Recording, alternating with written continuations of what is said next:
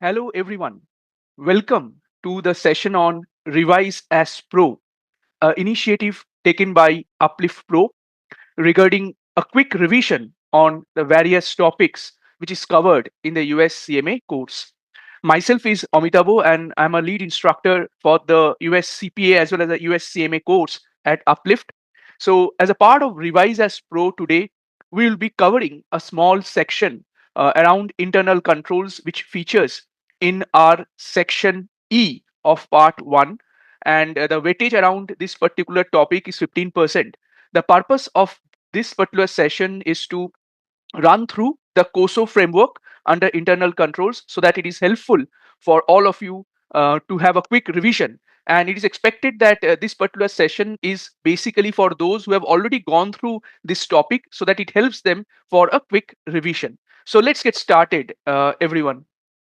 So, firstly, in terms of internal controls, as we know that be it a small organization or a big organization, it is important to have the internal controls in place in order to achieve certain objectives that the management believes to do.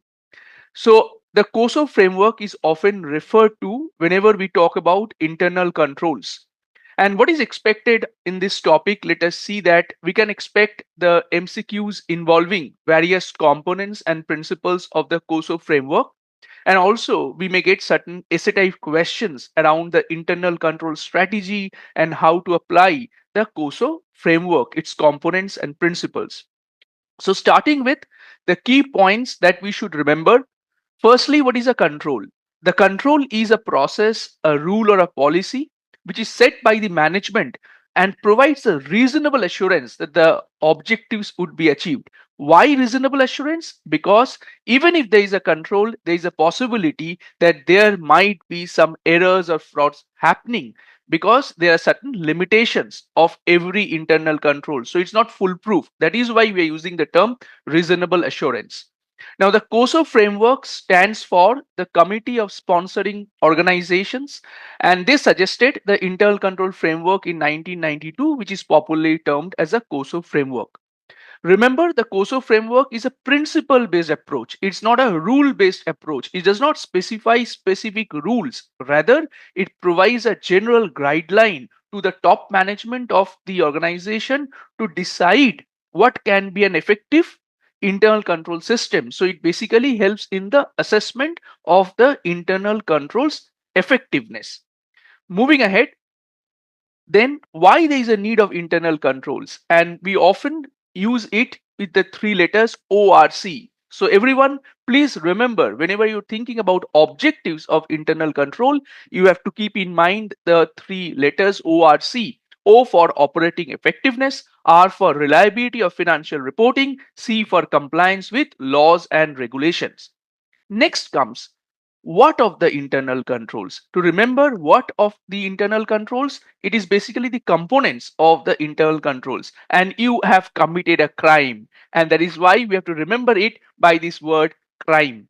Just joking, but remember, whenever we think of components, the five letters crime should be remembered. So the COSO framework, five components: control environment, risk assessment, information and communication, monitoring activities, and E, we are taking it as existing control activities. Great. So if the COSO framework has five components, there are 17 principles of the COSO framework. So let us see now around the 17 principles that we should keep in mind. Before that, we should also be aware of the COSO framework, which stands for or speaks of COSO cube.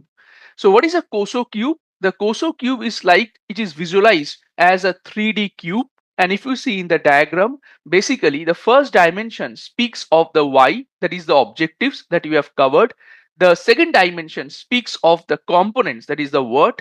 And finally, the last layer is around the areas where it should exist, like the functional, operational, division areas, speaking of where. So each element of the crime should fulfill ORC, and each level of organization should have both ORC and crime. That is something that every level of organization should be fulfilling the objectives, and it should have the components in place. Now, as I was saying that there are 17 principles, let's dive into that and how to remember that. So, to remember the 17 principles, please keep in mind that each of the components and the underlying principles under that.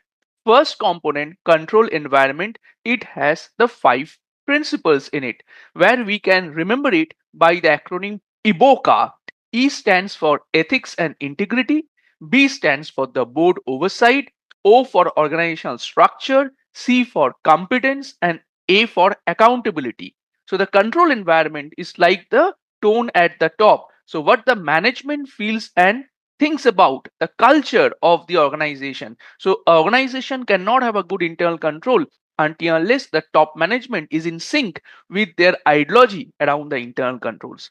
Then comes risk assessment, that is around the organization's risks, which speaks again of 4 principles. Firstly, to specify the objectives. A, identify and assess changes. F for fraud potential, and R for risk analysis. So the acronym is SAFR, SAFR. Please remember that.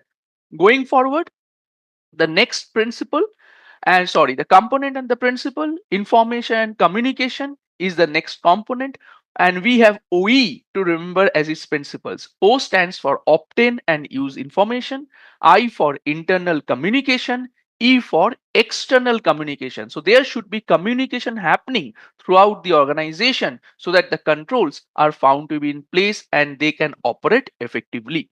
Then comes the next particular component, monitoring. And when we speak of monitoring, there is the 2 principles which can be remembered as SOD, SOD, where S and O stands for separate and ongoing evaluations. Like that, we talk about internal audit, and D for communication of deficiencies. That is, whenever any deficiency is identified in relation to internal controls, that should be communicated timely to take remedial action.